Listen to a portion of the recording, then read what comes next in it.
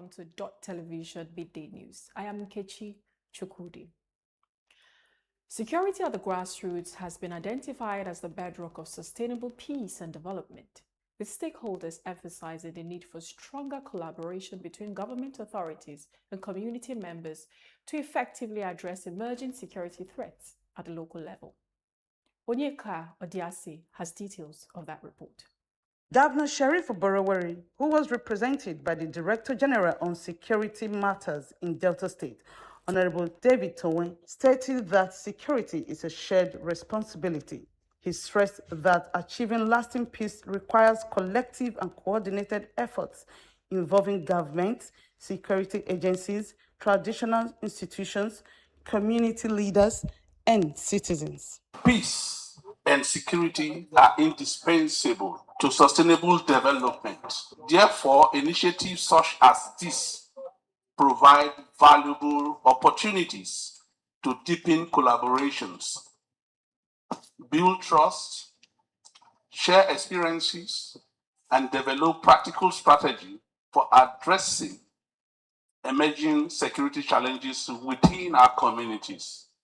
I commend the chairman and the leadership of Oshimili North local government area for organizing this workshop and urge all participants to engage actively and constructively so that the deliberation will yield meaningful outcomes. Speaking at a two-day security workshop held in Akoko Igbo with the theme, Enhancing Grassroots Security Through Strategic Partnership and Community Engagement, the chairman of Oshimili North Local Government Area, Honorable Innocent Eseweze, said the workshop was organized by the council as a proactive response to the security challenges confronting local communities. He noted that security is more effective when it is community-driven, which informed the decision to bring together youth leaders, president generals, and traditional rulers. This historic workshop and the inauguration of Oshimili North Security Watch today marks a significant milestone in our collective determination to build a safer and more secure and more prosperous Oshimili North local government. This gathering is not mere another official event. It is a demonstration of our shared commitment to the protection of lives, property, and to the preservation of peace, law, and order in our communities. Honorable Seweze further explained that the Grassroots Security Watch is not intended to replace or compete with conventional security agencies, but to complement their efforts in safeguarding lives and property. The establishment and inauguration of the Oshimili North Security Watch represents another bold step in our determination to create a secured, disciplined, and community-based security support system that will complement the effort of the Nigerian police. The highlight of the event was the official presentation and donation of operational motorcycles to grassroots security personnel. The gesture is expected to boost their morale and enhance their mobility, enabling quicker responses to security situations across the Oshimili North local government area. Onyeka Odiase, Dott TV News. The Delta State government is intensifying efforts to expand employment opportunities through a strategic partnership with the National Directorate of Employment, NDE. The commitment was reaffirmed during a technical session held at the office of the Secretary to the State Government in Asaba. Here, the Secretary to the State Government, Kingsley Emu, represented Governor Sheriff Oborowori. Priscilla Ifani reports. The meeting brought together officials of the National Directorate of Employment and relevant agencies of the Delta State Government to explore areas of collaboration aimed at tackling unemployment through skills acquisition, entrepreneurship development, and job creation. The Director General of the National Directorate of Employment said the engagement marks another step in deepening cooperation with Delta State Government in delivering programs designed to address unemployment and improve livelihoods. He explained that the technical session provided an opportunity to harmonize strategies for the effective implementation of employment initiatives across the states. In the end user, we not just stop as skills acquisition, We want to ensure that whoever goes skill setting program begins to practice that skill consistently. Therefore, every skill set that we deliver is complemented with and by what we describe as basic business training. In the first phase of the Renewable Employment Initiative, we recruited and trained 891 persons in that process. Then, for the second phase, we increased it and were able to recruit and train 1,067 persons under the second phase. However, some of our challenges are in the area of poor funding. We are not able to resettle as many persons as we had desired. Representing Governor Sherry Fuboriwuri, the Secretary to the State Government, Kingsley Amos, said the partnership aligns with the administration's more agenda, which prioritizes sustainable economic growth, youth empowerment, and human capital development. He added that the state government remains committed to supporting initiatives that equip young people with relevant skills while expanding access to employment and self-reliance opportunities. States and local governments must help the federal government, right, to let it trickle down at the micro level. And so states must partner with you, and we shall partner with you. The technical session underscores a shared commitment by both the Delta State Government and the National Directorate of Employment to develop practical solutions to unemployment. Expectations are high that the partnership will soon yield tangible benefits for residents across the states. Reporting from Asaba, Priscilla Ifani, Dott TV News. For years, communities across Isoko Nation in Delta State have lived in darkness, a situation residents say has crippled businesses and slowed development in one of Nigeria's major oil-producing regions. Frustrated by the prolonged blackout, hundreds of residents took to their grievances to the Delta State Government House in Asaba, demanding immediate action. We are tired of darkness. That has to get us. We are tired of darkness. Isoko need light. Isoko need light. Isoko need light. Chanting solidarity songs and carrying placards with inscriptions demanding electricity, residents of Isoko Nation converged on the Delta State Government House in Asaba to register their frustration over years of poor power supply.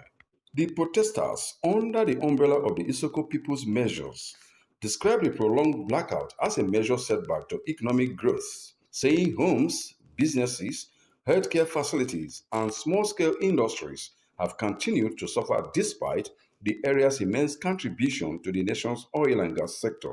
They called on the Delta State government to fast-track the completion of the long-abandoned Uzoro 132/33 kV transmission substation, insisting that the proposed construction of a 33 kV facility would not provide a lasting solution to the decades-long electricity crisis in Isoko communities. We are here because of the non-electricity supply. Over 15 years, Isoko people have not seen what they call light. They have not experienced light.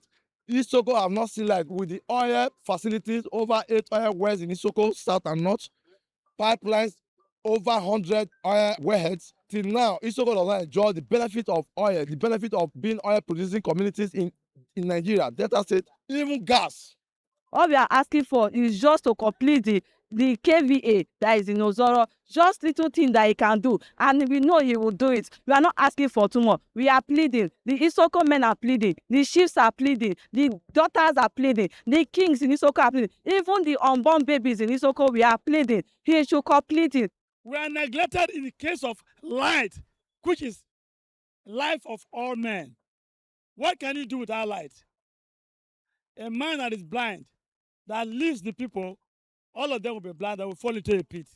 We are demanding that the Ozoro station 133, they should be able to give Isoko local government enough light.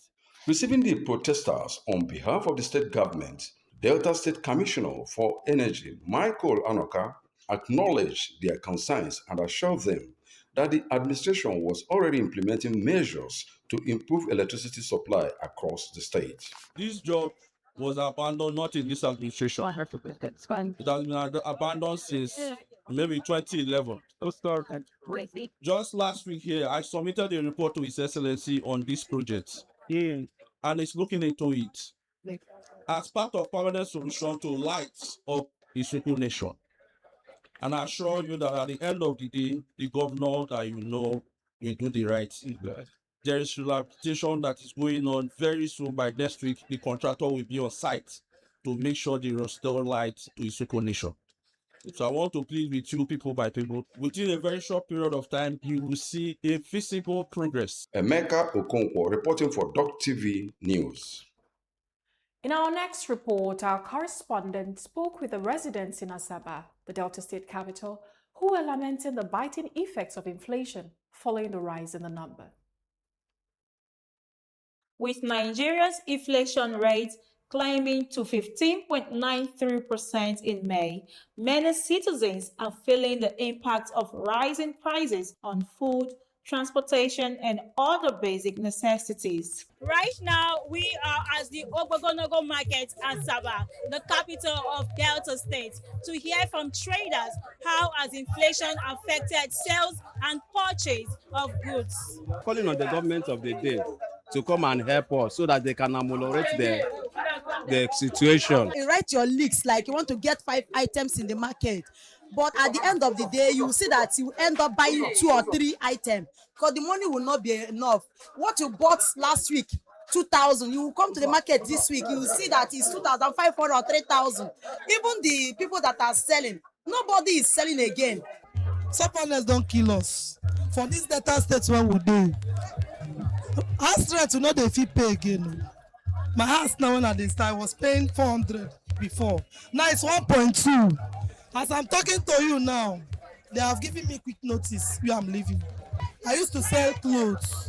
From clothes now, look at my shop. I'm selling Tikomi. For me to survive, no customer, no market, hunger won't kill us. Over to the streets where we meet with commuters to find out how inflation has affected transportation and general standard of living. Many people does not want to even transport themselves anymore because even we that we are riders, what we are earning before, we are not able to earn it. Like me now, I can buy fuel 16,000 a day, but I will it hardly for me to carry 10,000 and enter house in the evening. That's by 9 o'clock in the night. It's affecting me seriously because before I normally budgeted fuel of 20,000 and it will carry me the whole of the week. But now, even the fuel of 10,000 naira, it cannot even carry me up to 3 days. Price is very high. Before this, my vehicle, I can fuel my tank with just 15,000 naira. But today, we are filling the vehicle with 45, 50,000. And we, the common man, is really telling on us. And it's important that the government look into it and see how they can work out policies and programs that will alleviate the standard living of the people. Everybody is complaining. It's still affecting us in terms of food item. Every area of the life that we are living today, we are really facing the hardship. Despite the drop in petroleum product prices, inflation continued to put pressure on Nigerians, making it difficult for many private car owners and commercial drivers to afford enough petroleum motor spirit to keep their vehicles running for daily activities. Success Benjamin reporting for Dott TV. Staying in Delta State, technical discussions dominated the second day of the Warri Blue Economy Summit, with experts highlighting key opportunities and practical solutions for developing Nigeria's blue economy through sustainable policies and innovation. Dott Television's Priscilla Ifani was there, and now she reports. While the opening day focused on setting the agenda, Day 2 is focused on finding sustainable practical solutions from protecting mangrove ecosystem to expanding aquaculture and harnessing deep sea resources to ensure The blue economy delivers lasting benefits to coastal communities. Day 2 of the Warri Blue Economy Summit focused on practical strategies for harnessing Nigerians' marine resources, with discussions centered on mangrove sustainability, renewable energy, aquaculture, maritime security, and community participation. Experts said protecting the mangrove ecosystem is critical not only for environmental conservation but also for strengthening livelihoods, enhancing climate resilience, and creating long-term economic opportunities for coastal communities. Coastal tourism provides like 25 million jobs. If nine is an unemployment. When you tell people about coastal tourism, they tell you, oh, there's a security. There's a security everywhere. Depends on how you organize tourism. The tourism industry will generate jobs. And we're estimating that we are going to have at least 150,000 to 250,000 jobs. Renewable energy sources are sustainable and produce significantly lower greenhouse emissions. These sources include solar energy, wind energy, hydropower, biomass, solar energy, wave energy, and green hydrogen. Speakers also called for greater investment in blue education, research and innovation, stressing that building lung capacity and empowering host communities are essential to unlocking the full potential of Nigeria's blue economy. Blue education is about ocean literacy. This is why we need, as a country, to include ocean literacy in our curriculum. Our rivers have been polluted. The national basin is dense, and you cannot get sustainable free economy, so they better help to reclaim the waterways. As the summit continues, stakeholders remain confident that recommendations from the technical sessions will help shape policies capable of driving sustainable development, attracting investment, and promoting livelihoods in Nigeria's coastal communities. The crop of people that we have put together for this summit, they are not just academicians, they are not just theoretical people.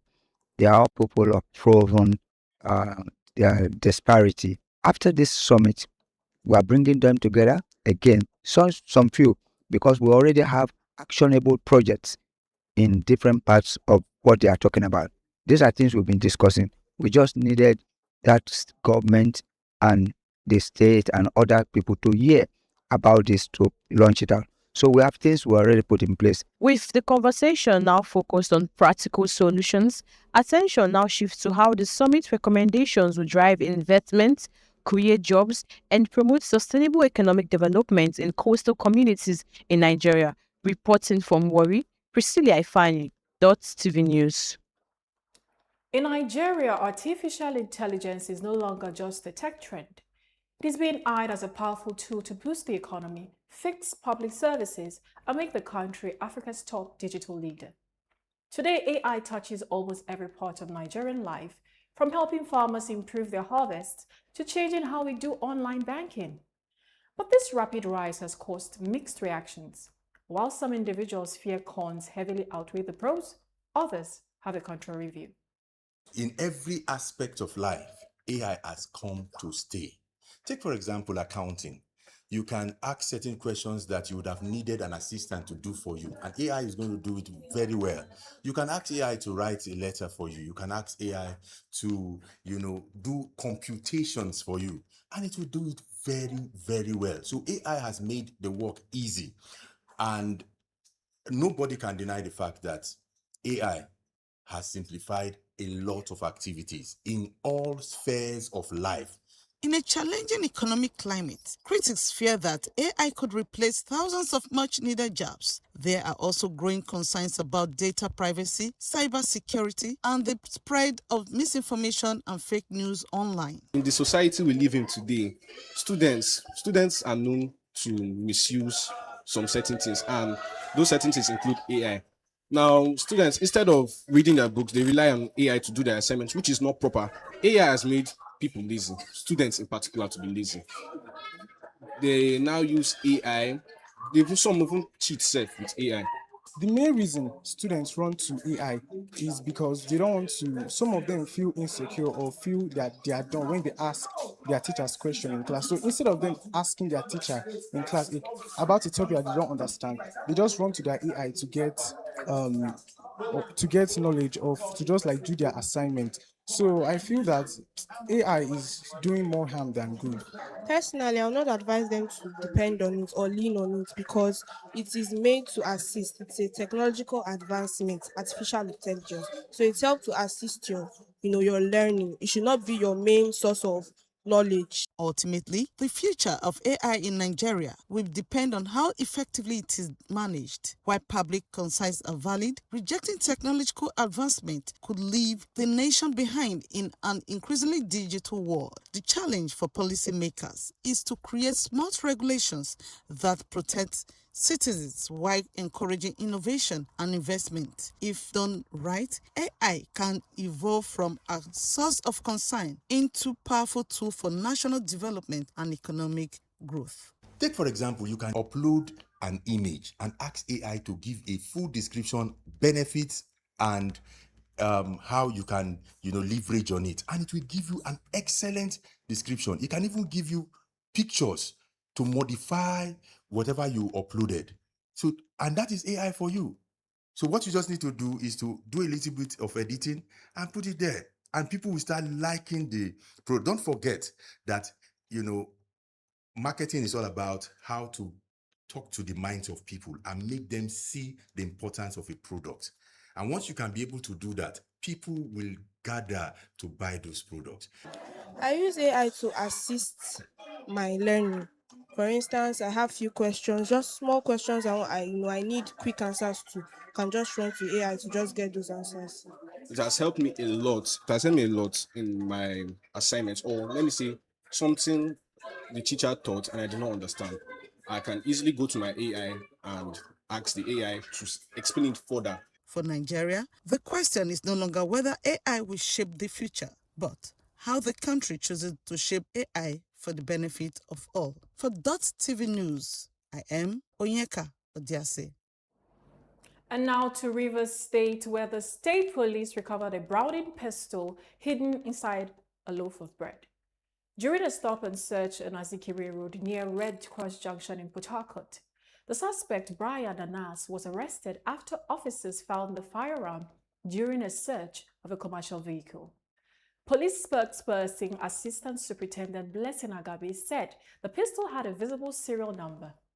Ananias alleged admitted ownership and said he bought it in second use for $800,000. Olugbenga Adepoju said the case shows criminal deceptive tactics to evade checks.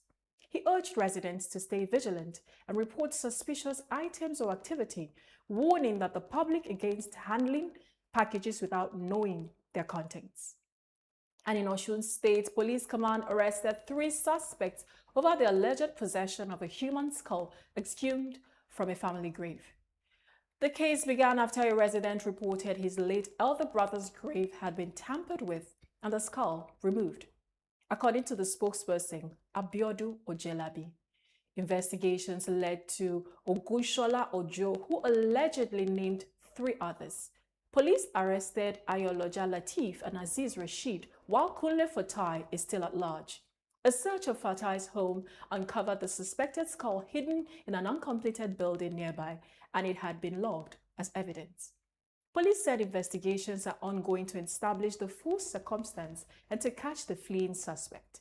The 3 arrested suspects will be charged to court once the investigation is complete. Still ahead on the midday news, Lagos police arrest 21-year-old Samson Oniwaji with a suspected severe human hand, pistols, and stolen items on Lekki Ekpe. Plus, foreign news, sports stories, and more coming up after the break. Stay with us.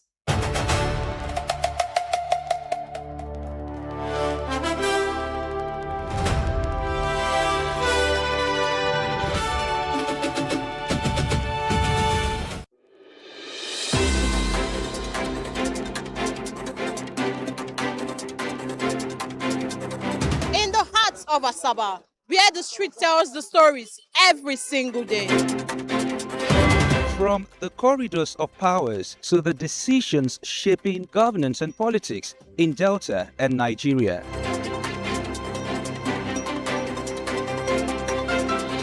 From traders counting every naira to families battling rising costs and uncertain times.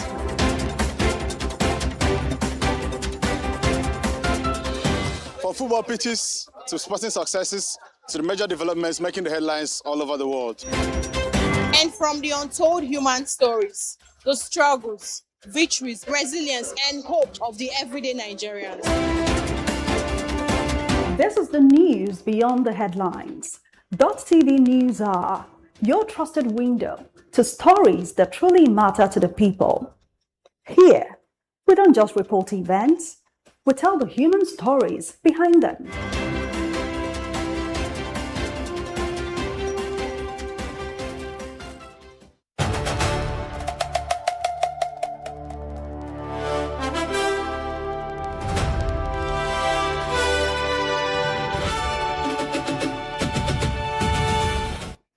Welcome back. Now to the rest of our stories.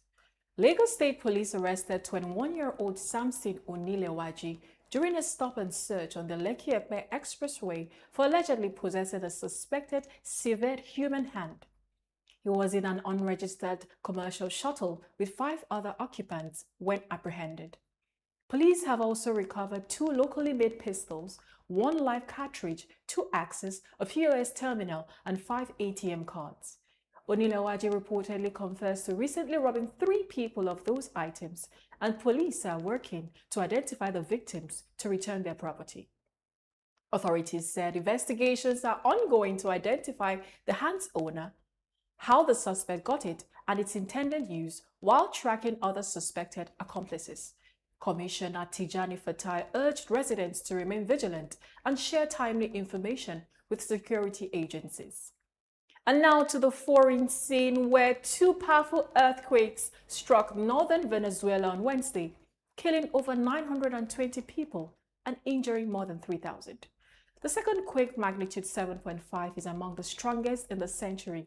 La Guaira was hit the hardest, while hundreds of buildings, including hospitals, malls, and others, collapsed.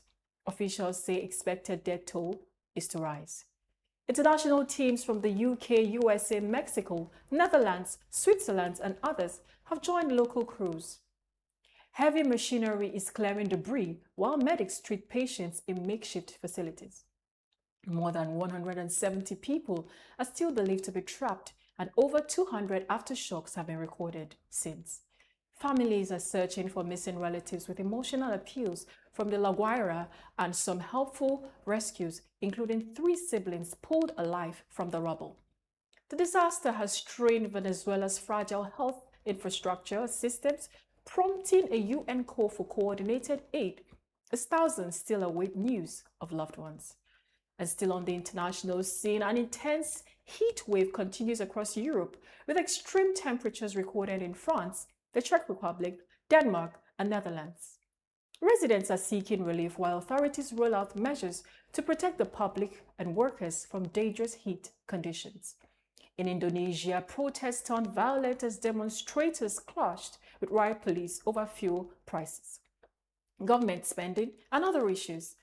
In Germany, a Saudi national received a life sentence for the 2024 Christmas market attack in Magdeburg that killed 6 and injured over 300.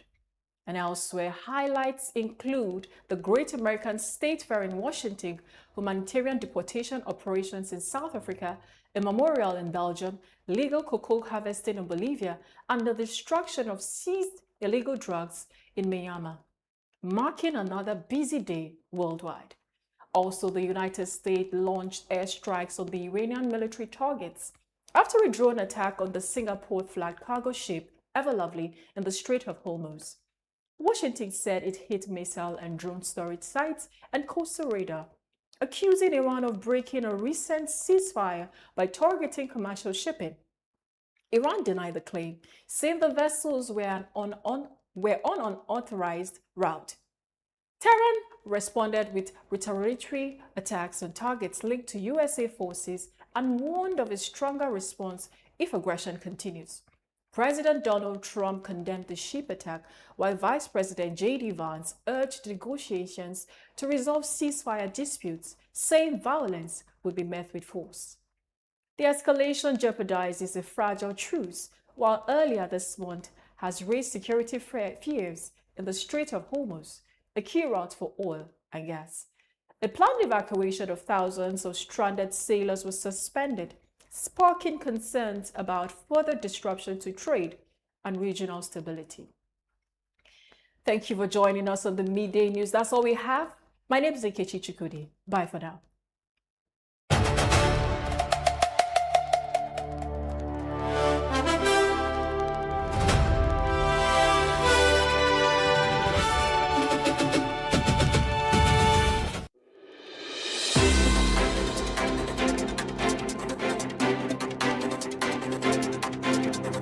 In the heart of Asaba, where the street tells the stories every single day.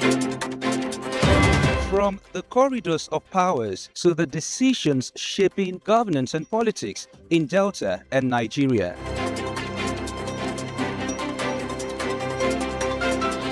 From traders counting every naira to families battling rising costs and uncertain times.